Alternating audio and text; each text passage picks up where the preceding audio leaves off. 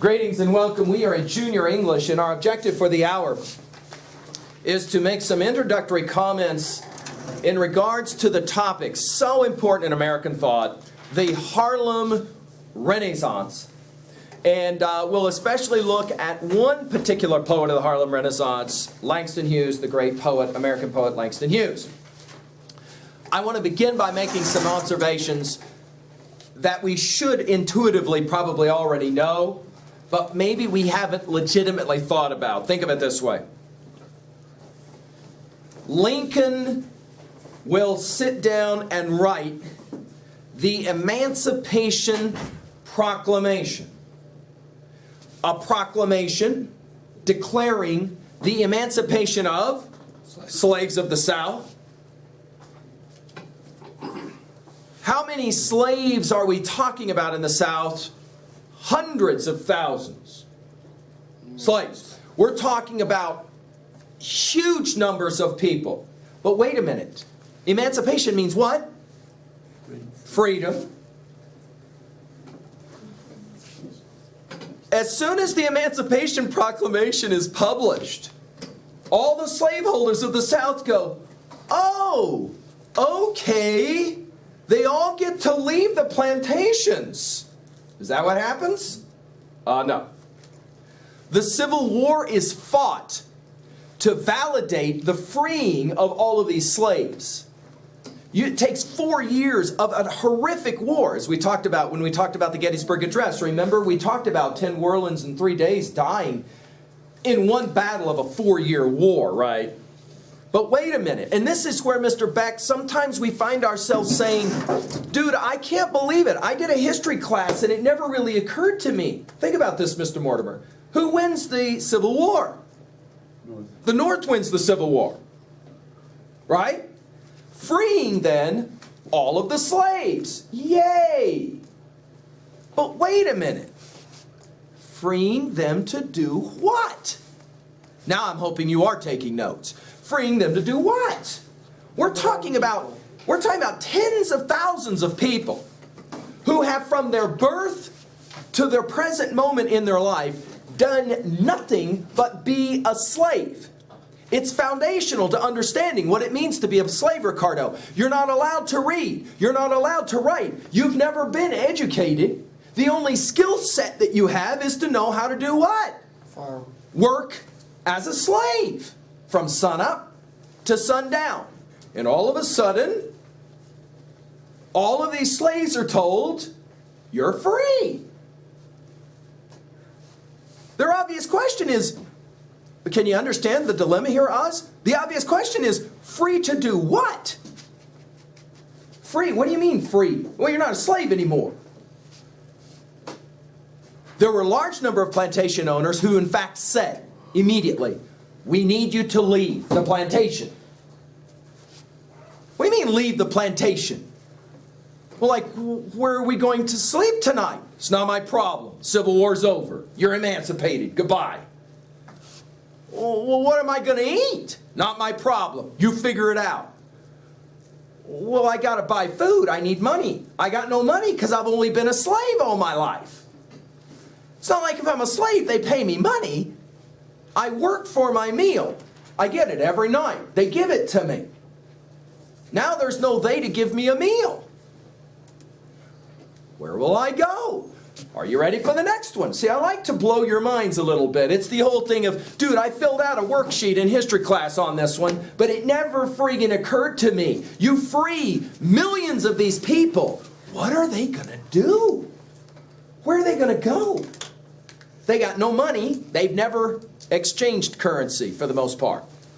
Now what? Keep going. Most of them have lived within literally 1 mile of where they were born and where they figured they would die. That's called being a slave. That is to say, they were not allowed to travel. The plantation owners didn't even like the black slaves going to church on Sunday because that was dangerous as well. When you put a bunch of those guys together, they could start talking about maybe some kind of conspiracies. We're trying to keep them separated. Where are they going to go? What are they going to do? What kind of skill sets do they have? They can't read, they can't write, they've got nowhere to go. But immediately they're told they're free. Dude, you're free, you can leave.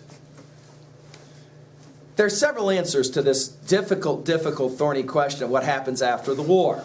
1, the slaves stay right where they're at. This, by the way, was a popular answer. So, for example, the slave owner came to the slaves and said, "You're free." And the slaves said, "Free to do what?" "Anything you want." What does that even mean? Well, like, you can go anywhere you want. Go where? You can do anything you want. Do what? All we know how to do is pick cotton, for example. Well, there is this option. You can just stay and do exactly what you've been doing, only now I'm just going to pay you to do it instead of you being a slave. Makes sense to some degree, right? All we've ever done is pick cotton. Now, you get to stay and do the exact same job. The rhythms are all exactly the same. You're going to get up in the morning, you're going to do the exact same thing. The only difference is we'll pay you some money on the side. Of course, the amount of money we're going to pay you, large amount of money or small amount of money? Of course, it's an easy gig, right? The plantation owner says, we're going to pay you basically $1 a day, which is $1 more than you were getting. Agreed? We're going to pay you $1 a day. If you don't like that, you can always leave and go somewhere else and find a job. Well, of course, every plantation owner is doing the exact same thing. That is to say, there's not a lot of work available, and so they got to basically take what they're getting paid. Let's just point this out. A lot of the slaves that were emancipated to the South said, nothing changed after the Civil War. Nothing changed. They came to us and said, you're now no longer a slave. To which they said, oh, okay, but I'm living the exact same life. I'm doing all of the exact same things. They tell me that I could leave anytime I want. Leave to do what? Go where? That was one answer. Are you ready for the second answer? This one is fascinating, and it blows the minds of a lot of my students. Another answer was for many of the emancipated slaves to say, whoa, wait a second. We're not from this place, even though we were born in this place. We're not from this place. We've never been considered Americans, and they weren't. These slaves were not considered Americans. In any way were they considered Americans. They weren't given the right to vote. They weren't given the right of citizenship. They had never been given an education. Many of them ask a simple question. If we're not from America, where are we from? And the answer was, well, you're from Africa. That's where you came from. And even though maybe you were born in Mississippi or Alabama or Georgia, your parents or your great-grandparents, they were born in a place called Africa. Africa? What is that? Well, it's just like the ground here, only it's different. And the only way to get there is on a boat. That's the way the slaves got there, were on boats. There were huge numbers of these emancipated slaves that said, we don't belong in this place. We're going back to Africa. No kidding. There were even movements to bring the boats, to say, let's put them on the boats and send them back where they came from. Back to Africa. The only problem is, if you've looked at a map of the world, there's one continent that sticks out as pretty remarkable, and it is the continent of Africa. It is huge. You can get on a plane right now and fly 300 miles into the continent of Africa, and you're still on the coast. It's huge. These slaves came from all over the place. What are you going to do? Get on a boat. Take that arduous journey back across the Atlantic. The boat arrives in the harbor. Let's just call it Nigeria. What do you do if you're an emancipated slave? See, this starts to blow the minds of some of my students. For a brief moment, a window opens up and they go, oh yeah. You're somebody who's born in Alabama. You've lived your whole life there picking cotton. Now all of a sudden you're going to get on a boat and you're going to sail back to Africa. You're going to get off that boat. What's a little bit different? The only words you know how to speak are the words we call English. You get off the boat immediately. Okay, I'm home. Home? The people that you talk to look at you like, dude, what is wrong with you? You look like us, but you can't speak our language. Are you like retarded or something? No. Not retarded. I'm not mentally challenged. I just speak a different language. The food, totally different. Culture, totally different. Everything, totally different. And so you have all these emancipated slaves standing in their mother country going, there isn't anything about this place that I understand at all. I don't belong here either. What do? Get back on the boat and go back to the place where you came from, where you don't belong there either. You're not really an American. You're not really an African. We're not talking about 3 or 4 people. We're talking about thousands and hundreds, tens and hundreds of thousands of people. They don't know who they are. Where do we belong? What are we? Are we American? No, not really. You're a slave that got emancipated. Am I African? Well, yeah, kinda. I mean, your great-grandma came from some tribe way in the interior of Africa. That's how you ended up in Alabama. Like what tribe? Dude, I don't know. It's not like there was any kind of record keeping of these slaves and where they came from. It's not like you can find your home. It's not like you have any idea where you actually came from. They load back up on boats and they go back to the United States, go back to America. Third option. This is a fascinating one, and it brings us to the Harlem Renaissance. The third option, and it happened a lot, there were a whole bunch of these freed slaves that said, you know what, we've heard these stories before about promises that don't get kept. They're telling us today we're free and we can leave. What are they going to tell us tomorrow? Game's up, they fought another war, and now we're back having to work picking cotton the rest of our life. Let's go. Go where? North. North. Now, there had already been this movement during the American Civil War. During the time when we are fighting to keep slaves in the South, there is what's called the Underground Railroad. Now, don't confuse that with somehow a subway system. That's not choo-choo trains under the ground. Underground here means subterfuge, secret. In other words, there was a whole way of taking slaves from the South and moving them up to the North. This had been going on through the American Civil War. If you were caught doing this, you were immediately shot. Why? It was against the law. It was against the law to try to free slaves. But the minute the war is over, lots and lots of these people are told, there's these things called cities. City? What's a city? Are you ready for this? They'd never seen cities.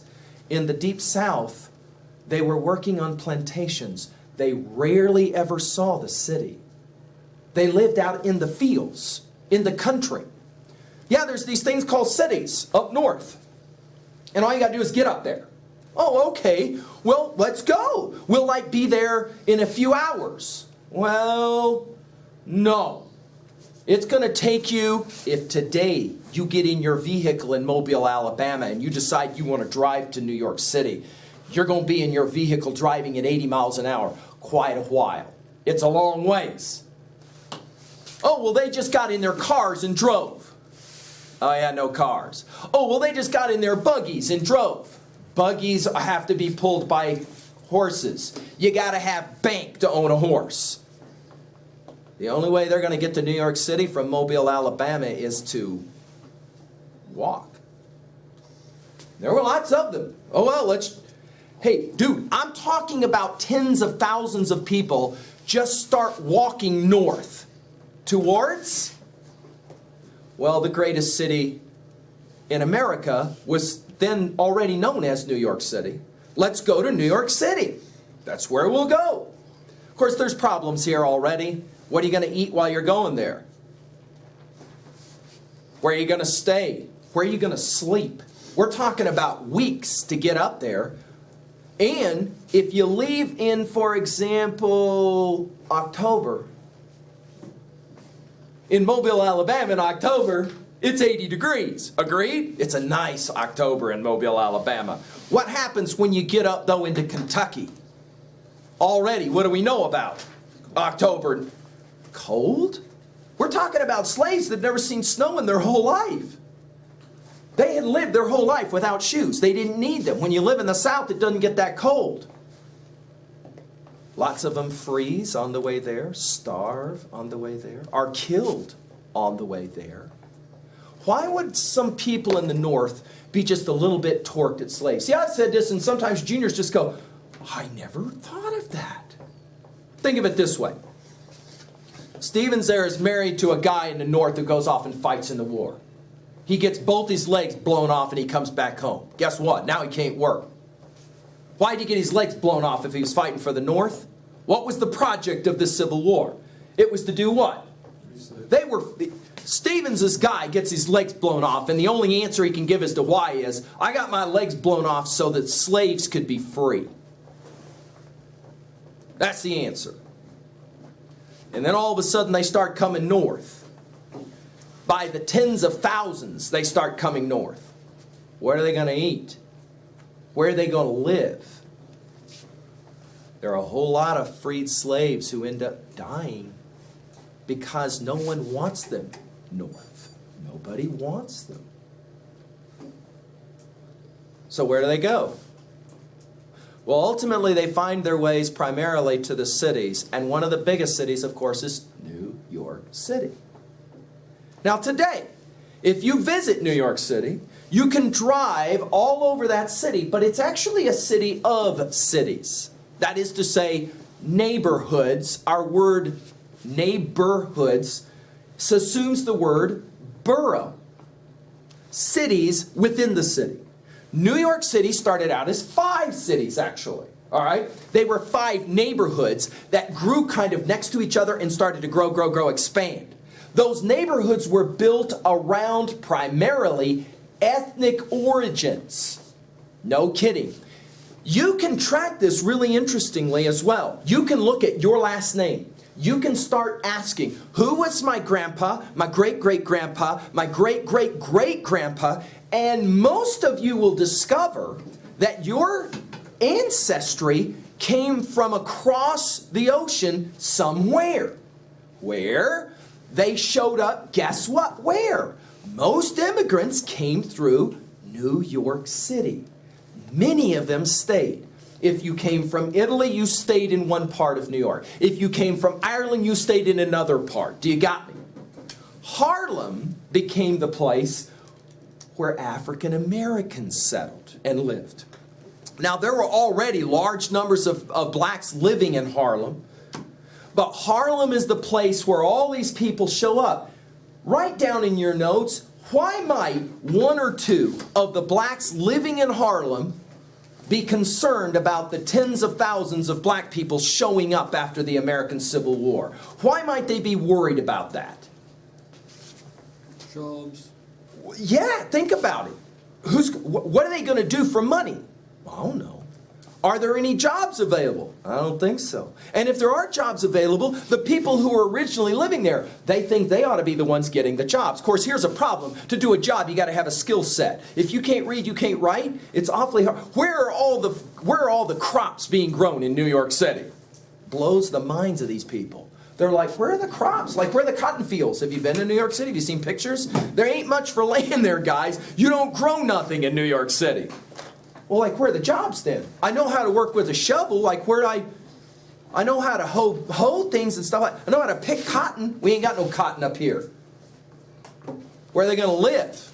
Well, right away, they turn in these small shanty towns. Later, they'll be called ghettos. That is to say, these throw together little places where people can live. Starts out as tents. Then it becomes these kinds of apartment building type things. You can have 30, 40 people living in 1 or 2 rooms. I am not exaggerating. You have people living literally on top of people. Of course, let's figure out another thing. What are you going to do with all the children? See, you ain't even thought about that one. You're going to make a trip from Mobile, Alabama to New York City with a 2-year-old. Dude, they put them on a plane right now and some old guy gets mad and slaps the infant at 2. Imagine taking all them kids from Mobile all the way to New York City, and once you get them there, what are you going to do with them? The answer, of course, is to educate them. That's what happened to all of you, right? Educate them where? The schools are not prepared for this number of children. They got no way to educate tens of thousands of kids all of a sudden. Are you getting the picture? I painted a pretty bleak one, huh? Post-Civil War was an extremely rough time, not only in the South, but in the North. But, now I'm going to talk about the good stuff. in this experience of this movement of all these people coming from the South to the North, there is a remarkable cultural movement as well. No kidding. The people of the South, for example, bring this instrument called a banjo, which is this stringed instrument. They bring this instrument that looks like a guitar, today's guitar. They, of course, bring with them their musical abilities. We are familiar with the music of the South called jazz, J-A-Z-Z, and the blues, a form of music. And all of this also makes its way to Harlem. And you begin to have a, are you ready for this? Cultural revolution that occurs in the neighborhood of Harlem. We call it today the Harlem Renaissance. These are musicians, artists, poets, writers who begin to have a certain kind of voice that is radically new, and many will argue is the origins of our American music. If you get in your truck and you flip on your radio or your iPod and you start listening to music, the odds are you're probably not listening to opera. The odds are you're probably not listening to classical music. The odds are you're listening to music, country or rock and roll, that is born during the Harlem Renaissance.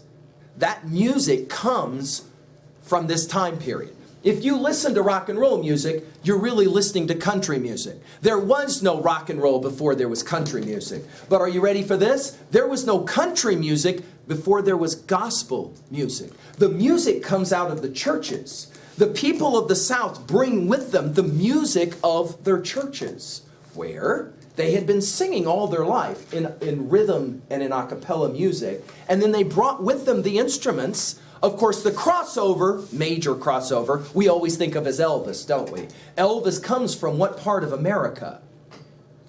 He does come from the South. He is raised singing gospel and country music. Elvis, along with, of course, the invasion of British musicians in the name of the Beatles, will bring about the evolution of music that you today, of course, know of as rock and roll. If you listen to rap music, of course, strongly rhythmic music, it looks and sounds very much like the music of the Deep South, right during the time of the American Civil War. Got me? So all of this is starting to happen concurrently. Now, our number one poet of this time period is Langston Hughes. Let's turn in our hymnals now to page 840. Let's take a look at some of these poems. I'm going to look at two real quickly. I'm going to start with the poem Harlem. It will make some sense now. It will make some sense. This poem will make some sense to you given my lecture up to this point. Take a look at what he says. What happens to a dream deferred?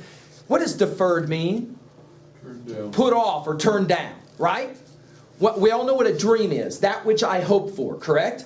His question is, what happens when you've been promised something and you don't get it? Why would that question be the first line of a poem named Harlem? All those people coming from the South to the North, what would they come for? They had a what? They had a dream, didn't they? They show up. Where is the dream? Deferred. Deferred. It didn't happen. Take a look at what happens when you don't get what you hope for. Does it dry up like a raisin in the sun? This becomes a famous line that later becomes a famous movie. You might Google that Raisin in the Sun title. It's a powerful film play. Does it fester? Ooh, this is a gross one. Does it fester like a sore and then run like a pussy sore? Yee. You're supposed to go yuck. You're supposed to go yuck. Look at the next one. Does it stink like rotten meat? Take a dead animal on the side of the road after several days in the hot sun. That stench, that smell. Is that what a dream that's been promised that doesn't work out? Is that what it's like?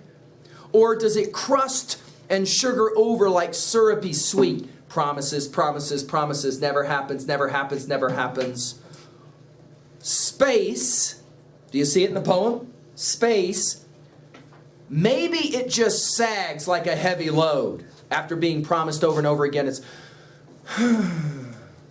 space, italicize, or does it explode? Uh-oh. White readers of this poem were deeply concerned about that last line. Why? Yeah, Karn gets it. Karn gets it. Oh, look what this poem seems to predict. You can only jack with people's dreams so long And then they might what? They might erupt. This poem predicts some serious issues coming, which we're familiar with if we know American history in regards to the issues of race riots and the like, right? Take a look at the poem I Too on 843. This is Langston Hughes' response to Walt Whitman. You will maybe remember that Whitman wrote a poem, I hear America singing the varied carols I hear the mechanic, I hear the workman, I hear the blah, blah, blah. Well, the one person that he doesn't mention in I Hear America Singing is the slave. Langston Hughes gets to go to the school in New York City called Columbia, where he will write this poem after reading Whitman's I Hear America Singing. I, too, sing America. One or two readers of this poem went, whoa, whoa, whoa. This is way too combative language. I, too, sing America. Look what he says. I am the darker brother. They send me to eat in the kitchen when company comes, but I laugh and get well and eat well and grow strong. Now, this word picture means nothing to you unless you understand slave culture in the Deep South. This is a dark irony. Slaves made the food for white people on the plantation, the owners. They brought the food in and served it to them, the white plantation owners. They left the room. They weren't allowed to eat in the same room with the white plantation owners. Where did the slaves have to eat? Kitchen. They ate in the kitchen. They're not allowed to eat in the dining room. That's where white people eat. Notice what he says. Are we talking about real dining rooms here? We're not, are we? What are we talking about? This is metaphor, isn't it? Take a look again. I'm the darker brother they send to eat in the kitchen when company comes, but I laugh and eat well and grow strong. Tomorrow, I'll be at the table when company comes. Nobody'll dare say to me, eat in the kitchen then. Besides, they'll see how beautiful I am and be ashamed. I, too, am America. Notice the difference between the last line and the first line. First line is I sing America. Last line is what? Yeah. I am America. Whoa, whoa, whoa. Who is the they in this poem? They send me to the kitchen. They will be ashamed someday. Can you see how it's very possible this poem becomes very, very unsettling to white readers? What is he saying? I'm going to eat and grow strong in the kitchen, and someday they will be ashamed. Right? This is before any black athlete has ever performed in any sport. It's not allowed in Langston Hughes' day. Whites play sports. Blacks aren't allowed to play sports. Are you ready for this? Not with whites. They can play their own sports. They can play their own sports, but they're not allowed to play with white athletes. Of course, the great Jackie Robinson will break that color barrier in baseball. And it is a huge dog deal. This is after the Civil War's been fought, guys. It's a huge deal. No. He's not allowed to play with white guys. It wouldn't be fair. That's the argument. It wouldn't be fair. Fair? What do you mean fair? We, of course, look at that argument today because we enjoy so much watching sports where both whites and blacks and Latinos all get to play together and against each other. It's an amazing thing to think, though. There was a day, did not happen, was not allowed. This is after the American Civil War. Langston Hughes kind of saw it on the horizon and he said, this is a serious problem. Now that I've kind of opened up for you this whole thing, you can begin to understand now some of these poems more clearly. Look on 848. James Weldon Johnson's poem, My City. He falls in love with the part of New York called Manhattan, which is downtown New York. And he says, man, when I die, I don't want to remember the country, the trees, the birds. I want to remember the sounds of the city. I love the city. Look on page 850. If we must die, let it not be like hogs, hunted and pinned in an inglorious spot, while round us bark the mad and hungry dogs. Beck, is this a poem about dogs and pigs? It's not, is it? We're working with metaphor again, isn't it? We're talking, obviously, about race relations, aren't we? He says the final line, we'll die like men. Face the murderous, oh, look what he calls them, cowardly pack. pressed to the wall, dying, but fighting back. The poems you wrote on in your writing assessment, of course, any human to another. The speaker will compare sorrow to an arrow cutting like a knife, right? Or an arrow coming in. The universal emotion, of course, is shared as river and seawater, of course, share. Any human to another. Storm ending. Thunderstorm will always lead to the blossoming of flowers. In other words, put it in your notes this way. That which does not destroy me, Nietzsche said, makes me stronger. Out of terrible thunder and rain comes beautiful flowers. Of course, this poem, A Black Man Talks of Reaping, on page 856, makes some sense. The struggles of African Americans to live in a society where they're not wanted. Imagine that for a moment. You're not really American. You're not allowed to vote and stuff. But you're not really African. You're kind of stuck in the middle. The point of I, too, am America, Langston Hughes' poem, is so powerful. Well, there you go. An introduction to the Harlem Renaissance, right? For you to be able to try and